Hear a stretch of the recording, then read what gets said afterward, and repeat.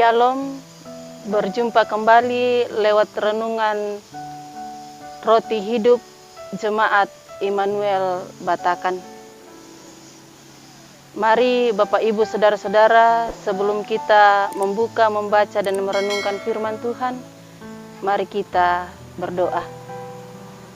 Ya Tuhan Allah Bapa kami yang bertahta dalam kerajaan sorga, terima kasih atas waktu yang indah yang Tuhan karuniakan bagi kami anak-anak-Mu, untuk kami dapat membuka, membaca dan merenungkan firman-Mu sebagai landasan kehidupan kami di dalam menjalani kehidupan yang Tuhan masih anugerahkan bagi kami. Bapa di sorga, buka hati dan pemikiran kami, sehingga firman-Mu yang akan kami baca dan renungkan bersama boleh mengambil bagian di dalam hati kami dan boleh kami pakai sebagai suluh dan pedoman di dalam kehidupan kami. Bapa di sorga, ampuni salah dan dosa kami Tuhan, dan layakkanlah kami untuk dapat mendengarkan firman-Mu di dalam keampunan anak-Mu Yesus Kristus, Tuhan dan Juru Selamat kami yang hidup. Amin. Saudara-saudara, bagian firman Tuhan yang akan kita baca dan renungkan bersama terambil dari Injil Matius pasal 12 ayat 43 sampai ayatnya yang ke-45. Firman Tuhan berbunyi demikian. Kembalinya roh jahat. Apabila roh jahat keluar dari manusia, ia pun mengembara ke tempat-tempat yang tandus mencari perhentian, tetapi ia tidak mendapatnya. Lalu ia berkata, "Aku akan kembali ke rumah yang telah kutinggalkan itu." Maka pergilah ia dan mendapati rumah itu kosong, bersih tersapu dan rapi teratur. Lalu ia keluar dan mengajak 7 roh lain yang lebih jahat daripadanya, dan mereka masuk dan berdiam di situ. Maka akhirnya keadaan orang itu lebih buruk daripada keadaannya semula. Demikian juga akan berlaku atas angkatan yang jahat ini. Amin. Saudara-saudara, dari keseluruhan pembacaan kita terangkat sebuah tema, yaitu roh jahat selalu menggunakan kesempatan. Saudara-saudara, sering kita mendengar cerita suatu rumah kosong, baik di kota maupun di desa-desa. Rumah yang tidak berpenghuni diceritakan orang bahwa rumah itu ada penunggunya. Penunggu yang dimaksud adalah setan yang sering disebut dalam bahasa Toraja Bombo. Saudara-saudara, bacaan kita dalam Injil Matius pasal 12 ayat 43 sampai 45 dengan perikop kembalinya roh jahat. Ini adalah perkataan Yesus dalam bentuk perumpamaan. Tuhan Yesus bermaksud memperingatkan orang Farisi dan ahli Taurat atau bangsa Yahudi secara umum. Sementara mereka membanggakan kesalehan mereka dalam menjalankan hukum Taurat dan tradisi nenek moyang mereka, agar memperoleh berkat keselamatan dari Allah. Mereka tidak tahu bahwa tujuan hukum Taurat yang tertinggi adalah untuk menunjukkan kepada kita standar kesempurnaan Allah. Dari kebutuhan kita yang mutlak akan Yesus Kristus. Dapat kita bandingkan dalam Galatia 3 ayatnya yang ke-16. Saudara-saudara, apabila roh jahat kembali dan menilik, ternyata hati orang tersebut benar-benar kosong, tak berpenghuni, maka roh-roh jahat itu akan kembali menjadi penghuninya. Saudara-saudara, bagaimana dengan hati kita? Hanya roh Allah yang dapat membentengi diri seseorang dari serangan roh jahat. Kehadiran roh Allah melenyapkan kekuatan si jahat. Walaupun roh jahat dapat menyerang siapapun, tetapi Allah tidak dapat dikuasainya. Untuknya itu, saudaraku, marilah kita menjadikan hati kita dikuasai oleh roh Allah dan menfokuskan hidup kita hanya menjadi anggota keluarga Allah. Janganlah memberi kesempatan kepada hati dan kehidupan kita untuk masuk ataupun dikuasai oleh roh jahat, karena hanya akan merusak hidup kita. Tetapi bentuklah hidup kita ini terarah kepada Tuhan, agar kuasa Roh Kudus menguasai perjalanan kehidupan kita, sehingga roh jahat jauh dari kehidupan kita. Amin. Kita berdoa.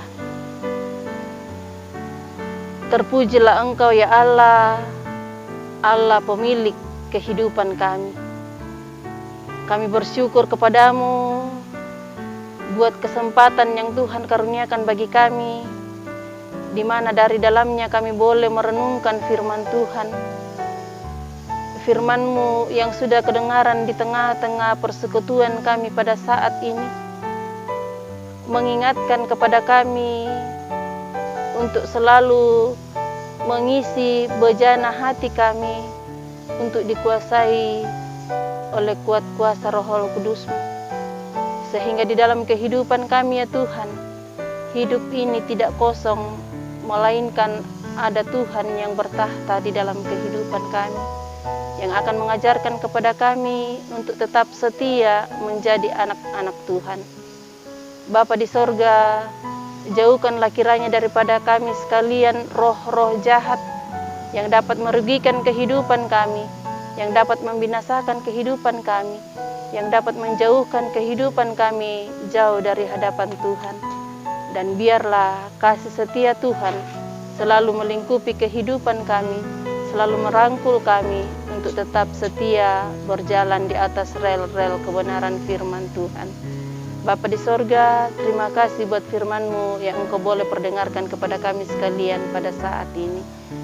Terima kasih Tuhan, ini doa kami, seru sembahyang kami, sambut dan sempurnakan di dalam anak-Mu Yesus Kristus, Tuhan dan Juru Selamat kami yang hidup. Amin.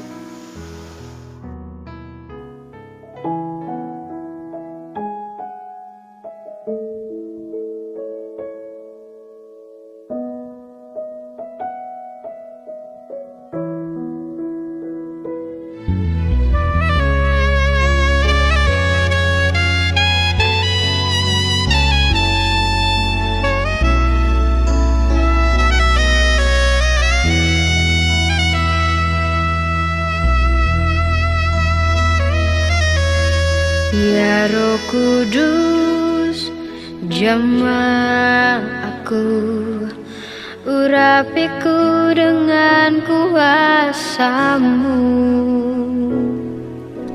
Ya Roh Kudus, penuhiku dengan urapan yang baru.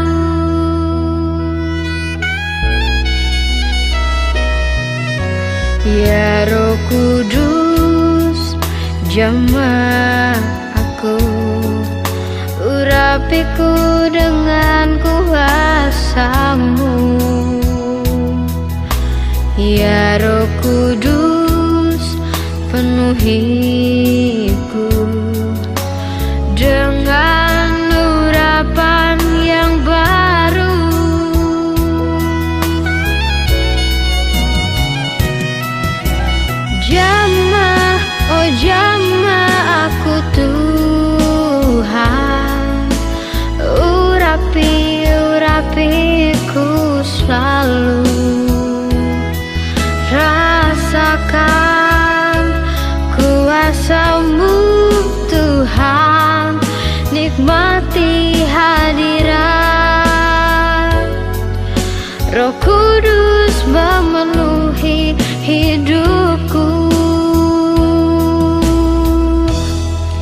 Yeskiel 36 ayat 26 dan 27.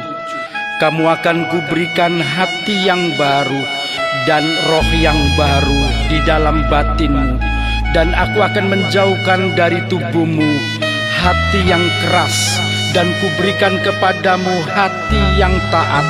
Rohku akan kuberikan diam di dalam batinmu, dan aku akan membuat kamu hidup menurut segala ketetapanku, dan tetap berpegang pada peraturan-peraturanku dan melakukannya. Ya Roh Kudus, jamah aku, urapiku dengan kuasa-Mu.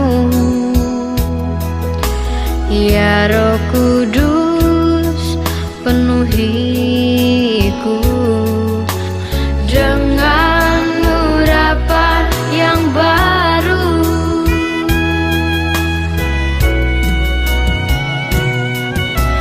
Jamah, oh jamah aku Tuhan, urapiku selalu. Rasakan kuasa-Mu Tuhan, nikmati hadirat. Roh Kudus memenuhi hidupku. Jamah, oh jamah aku Tuhan,